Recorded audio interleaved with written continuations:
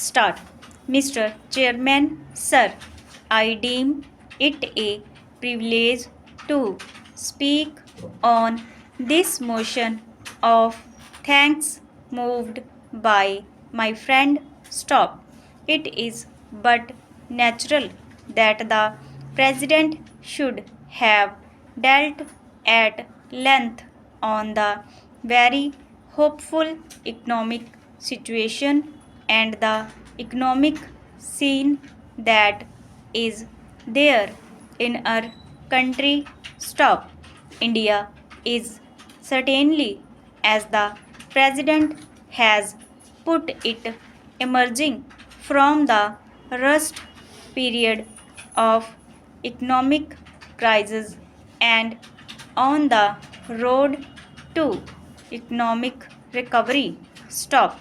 He has also given in his address the milestones that this country has crossed in the field of agriculture, in the field of industry, and in the field of imports as well as exports. Stop. The country is today exporting more and more and is importing less and less. Stop. This is the salient feature of the whole economy of our country. Stop. A basic question arises: how far this country is going to get the advantage which this economic recovery has given to us? Question mark. It is necessary that we should apply ourselves to the basic policies in the field of economic recovery and agricultural development. Stop. Unless we try to devote our attention to implement the land reform laws in agriculture, I do not think we shall be able to get the gains that this economic situation has given. Stop.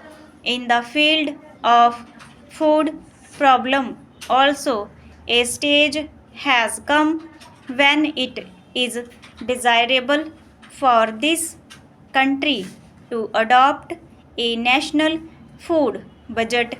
Stop.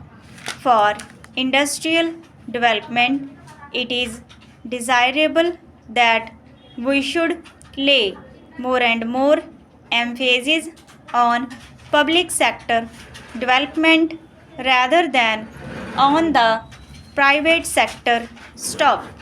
These questions, I feel, are to be solved by our government, and that is what the President expects in his address to.